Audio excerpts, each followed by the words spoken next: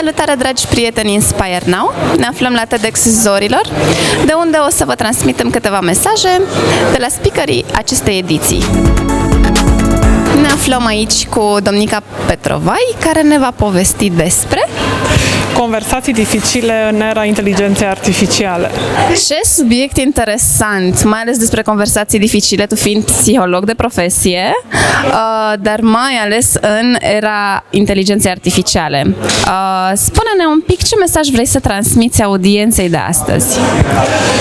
Sunt mai multe mesaje, dar poate cel mai important este acela că înainte de a alege să fii într-o relație romantică cu o inteligență artificială, îți reamintesc că e foarte important să înveți mai degrabă să rămâi conectat și să creezi o relație intimă cu un alt om.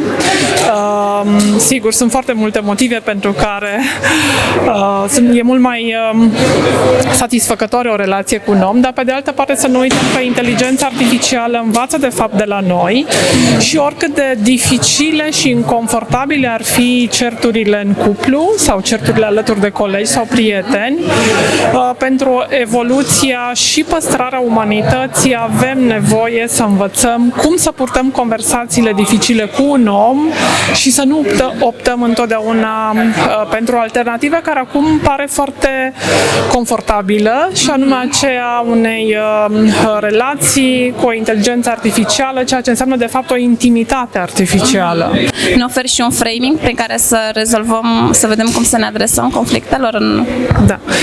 Din fericire și știința și experiența alături de foarte multe cupluri m-a învățat care sunt pașii și care sunt reperele unei conversații dificile, care acum pare imposibilă pentru mulți, știu, care de fapt să-i apropie pe cei doi, pași care ne ajută să devenim mai confortabili cu disconfortul celuilalt și în primul rând cu disconfortul nostru, să ne înțelegem mai bine pe noi, să fim mai conștienți cumva de propriile noastre provocări, care sunt poate fricile, insecuritățile noastre, în așa fel încât să ne simțim în siguranță și să percepem relațiile ca fiind relații sigure, cumva și să renunțăm la discursul relațiilor toxice, de exemplu, pentru că nu o să facă decât să ne îndepărteze și să alegem mai degrabă evadarea, iar evadarea cea mai la îndemână în prezent este această relație cu o inteligență artificială.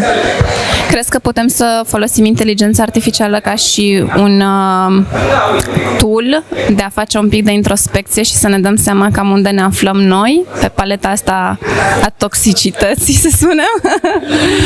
Cred că inteligența artificială, pentru că învață de la noi, va fi o oglindă a cine suntem noi și progresele pe care noi le-am făcut. Deci ne ajută mai degrabă să vedem în ce punct ne aflăm, dar pentru evoluția noastră și, repet cumva, pentru păstrarea umanității avem nevoie mai degrabă să facem aceste exerciții în relațiile umane. Și acum, pentru că eu știu că pe lângă tine o să mai fie și un alt speaker, practic, sub format de inteligență artificială, cum ți-a venit ideea asta? Mă gândesc că acest acest mesaj va fi transmis după eveniment, deci nu este este mai degrabă un teaser, nu este un spoiler, da? Ideea mi-a venit de la o conversație pe care am avut-o cu o jurnalistă care a intervievat un domn care are o relație romantică de cel puțin 2 ani de zile cu o inteligență artificială. Bine, ea a avut mai multe interviuri, dar cumva conversația noastră a pornit de la povestea de viață acestui domn. Și cu siguranță cumva, adică ce m-a ajutat foarte mult și poate deznădejdea foarte multor cupluri, sentimentul de, nu știu, teamă, eșec. Apropo de conversațiile dificile, marea majoritate cumva sunt convinși că nu pot depăși un moment de criză în relație, ci mai degrabă cumva pot opta pentru un alt tip de alternativă și da, inteligența artificială are repele unei conversații sănătoase și cumva cumva ne poate ajuta, apropo de întrebarea ta anterioară, ne poate reaminti care sunt reperele, dar exercițiul avem nevoie să-l avem în relațiile dintre noi, fie că vorbim de parteneri, colegi, prieteni. Și un mesaj scurt pe care l-ai pentru audiența Inspire Now, referitor la această temă?